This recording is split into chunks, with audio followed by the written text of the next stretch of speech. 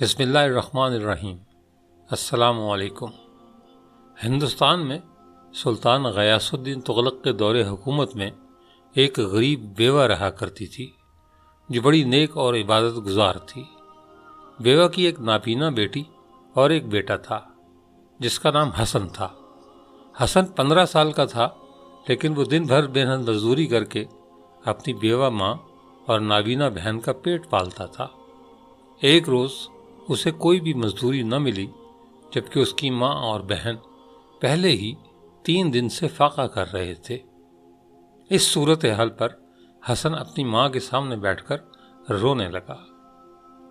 نیک ماں نے اسے تسلی دی، مگر یہ صرف تسلی ہی تھی، کیونکہ سخت سردیوں کا موسم شروع ہو چکا تھا اور ان کے پاس گرم کپڑے اور لحاف بھی نہیں تھے۔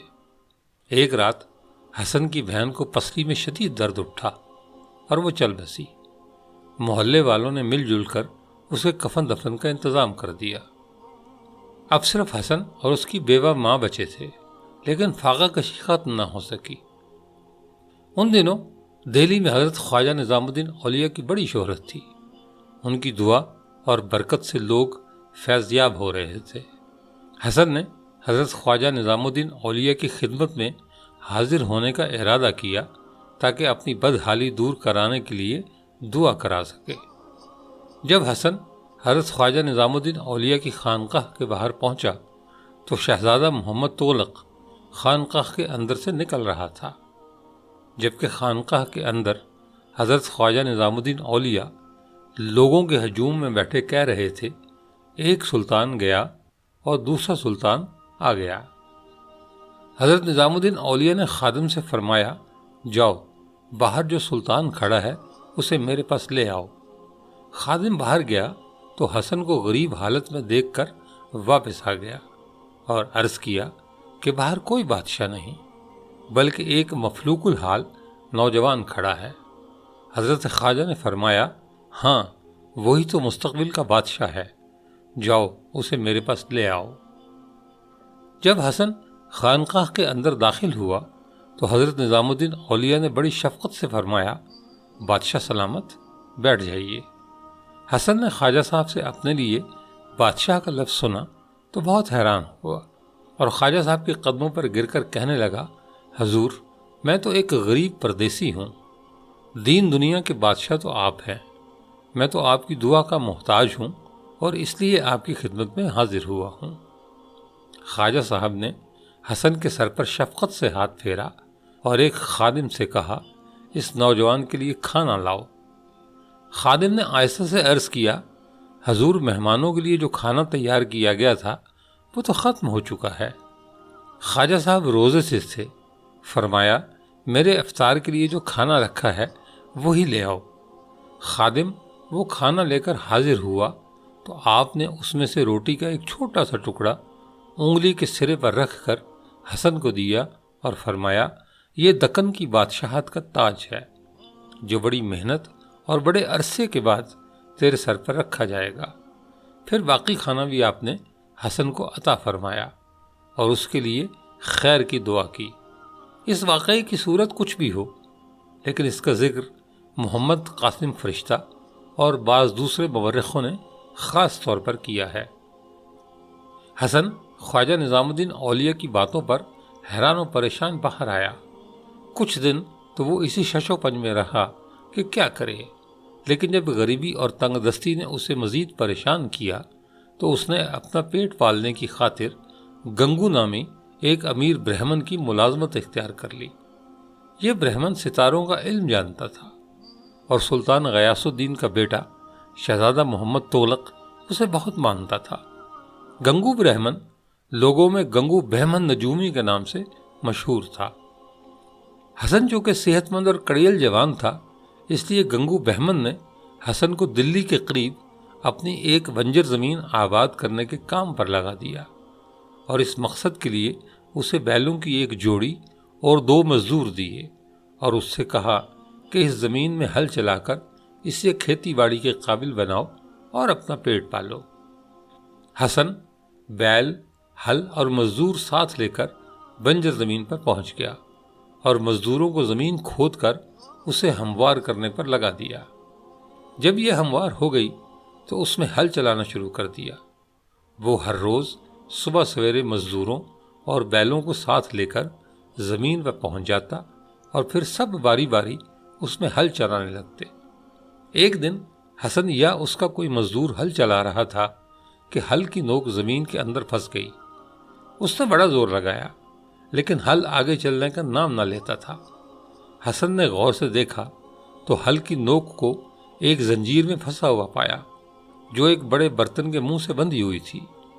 اس نے زمین کھود کر برتن کو باہر نکالا اور اس کا ڈھکن اٹھایا تو اسے سلطان علاؤ الدین خلجی کے زمانے یعنی 1295 عیسوی سے 1315 عیسوی تک کے سونے کے سکوں اور اشرفیوں سے لبالب بھرا پایا۔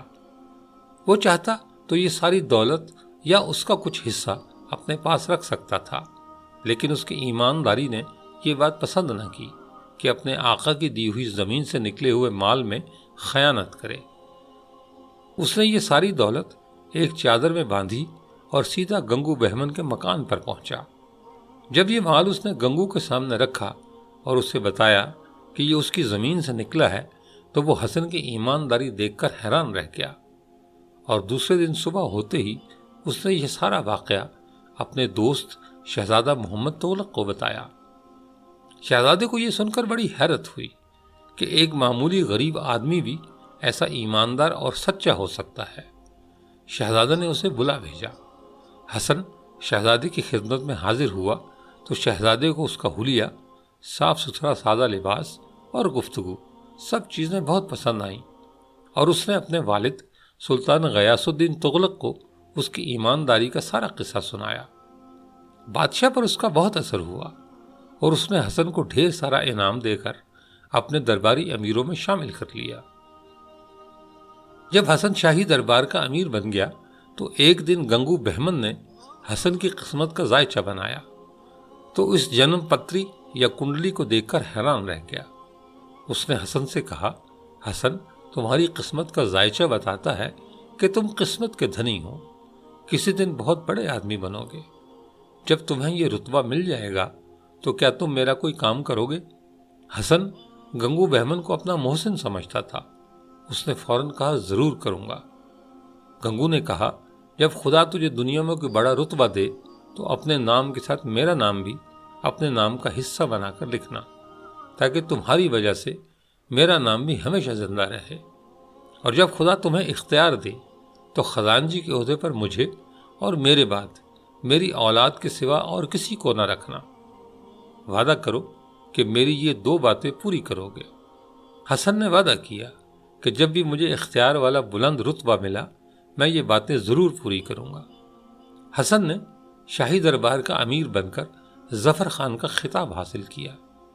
جب سلطان محمد تغلق نے دکن کے شہر دیو گڑھ کو دولت آباد کا نام دے کر اپنا دارالحکومت بنایا تو حکم جاری کیا کہ جس کا جی چاہے، خواہ وہ کوئی عہدیدار ہو یا درباری امیر، وہ دولت آباد جا کر رہ سکتا ہے۔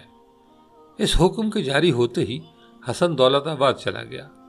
اسے کچھ علاقے جاگیر میں مل گئے۔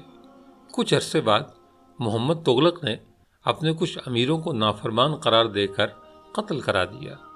اس پر دکن کے امراء نے بادشاہ کے خلاف بغاوت کر دی اور حسن کو اپنا سردار بنا لیا۔ اس نے شاہی فوجوں کو یکے بعد دیگرے شکست پر شکست دے کر دکن سے نکال دیا، اور خود 1347 میں دکن کا خود مختار بادشاہ بن گیا، جبکہ گلبرگہ کو اس نے اپنا دارالحکومت بنایا۔ بادشاہ بننے کے بعد اس نے گنگو بہمن سے کیے گئے اپنے دونوں وعدے نبھائے۔ بادشاہ کی حیثیت سے اس نے نہ صرف اپنا نام علاؤ الدین حسن گنگو بہمنی رکھا، بلکہ اس کی اولاد میں سے بھی جو بادشاہ ہوئے وہ بھی اپنے نام کے ساتھ بہمنی لکھتے رہے، اور گنگو بہمن کی اولاد کو شاہی خزانچی مقرر کرتے رہے۔ بادشاہ بننے کے بعد حسن اکثر کہا کرتا تھا، حضرت خواجہ نظام الدین اولیاء کی دعا نے مجھے گدائی سے شاہی تک پہنچایا ہے، ورنہ میں تو ایک مفلوق الحال انسان تھا۔ بعض لوگوں نے لکھا ہے کہ حسن فارس کے بادشاہ بہمن کی اولاد سے تھا، اس لیے اسے بہمنی کہا جاتا ہے، لیکن زیادہ مشہور کہانی یہی ہے جو ہم نے بیان کی ہے۔ 1358 میں اس کی وفات کے بعد اس کی اولاد نے 200 سال سے زیادہ عرصے تک دکن میں بادشاہت کی۔ دوستو، یہ تھا آج کا واقعہ۔ کامنٹ کر کے اپنی قیمتی رائے سے ضرور آگاہ کیجیے گا۔ ملتے ہیں اگلی ویڈیو میں۔ اپنا بہت سا خیال رکھیے گا۔ اللہ حافظ۔